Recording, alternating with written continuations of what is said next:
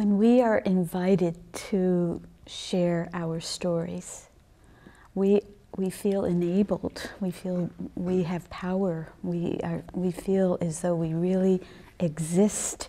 Somebody is seeing that we are here, and they want to hear what we're feeling and what we're thinking about and what we've experienced. Not just to hear our stories, but possibly to learn from it as well.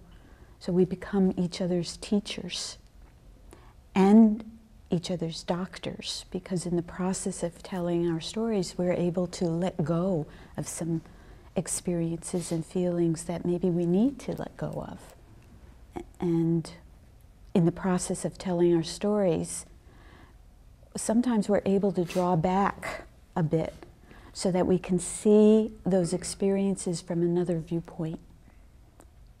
And then we have, hopefully, in some cases, an aha moment where we've learned something that we hadn't thought about before, not just for ourselves, but also our listeners sometimes have that aha moment, and they all of a sudden, if they've experienced something similar, they don't feel as alone anymore. Somebody else went through what I've gone through. Or somebody else thinks that this is important, and I always thought it was important.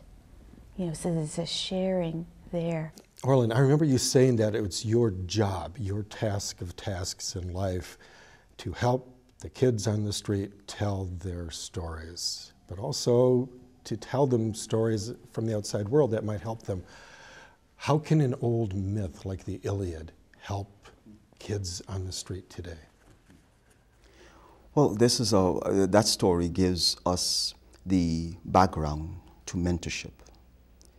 The whole idea of journeying was to make the person move from their place of origins to a place of destination. So destiny and destination are the same thing. Where are we going? And so when a person is stuck even in the street, there's a level of destiny that wants them to navigate those streets and find, even a certain way, a guide.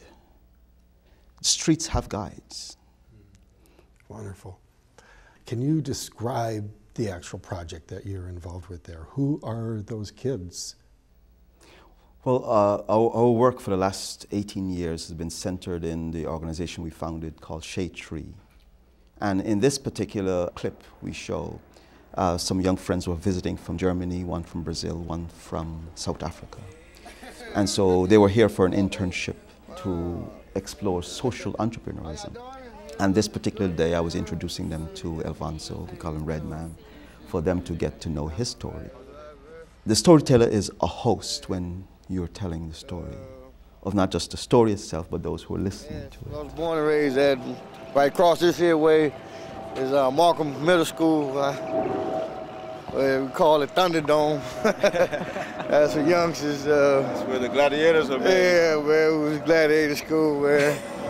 That's where all the, like this bridge, I remember when it wasn't a bridge, but it's just like the train tracks is, yeah. It divides us from the Crips to the Blood. This side here would be the Crips side. That side over there would be the Blood side. How does that middle school relationship affect the later supposedly opposing gang sides? I mean, you got friends that end up in the Bloods.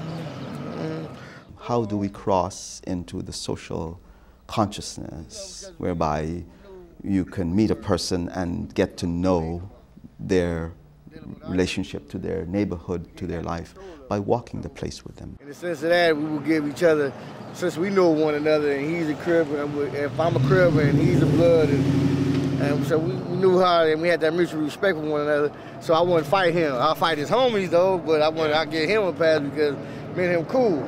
But other than that, you know, you gotta let the hood be the hood. Yeah. Just let them know, okay, man. We was these juvenile hall, man, juvenile hall kids that was real There was young bastards around here, this here joint, man. We caused a whole lot of ruckus when we was younger. Yeah. You know what I mean? And we made it out here, man. We still surviving, man. My best friend, he got shot over 16 times? 13 times, man. And he made that agreement, man, to live, man. And he's a survivor like I was, man, being shot 10 times. He been shot 3 more times than me. Man, one of my survivors, man, one of my partners, man. Because we didn't want to die. we wanted to survive to make sure that we get the, you know, man, to do the revenge part, but it ultimately, man, to see your family, man. Mm-hmm. So, you know what I mean? So, we live in a whole nother path now, man. All means. The bridge has both the symbolic and the reality behind it, too. Yeah, it does. So, people always say that there's 2 sides of the tracks, but a bridge is not on 2 sides, it's on both sides. Yeah. Yet it's not. And so the potential is that there could be an imagination for bridging whatever is dividing this community. Right.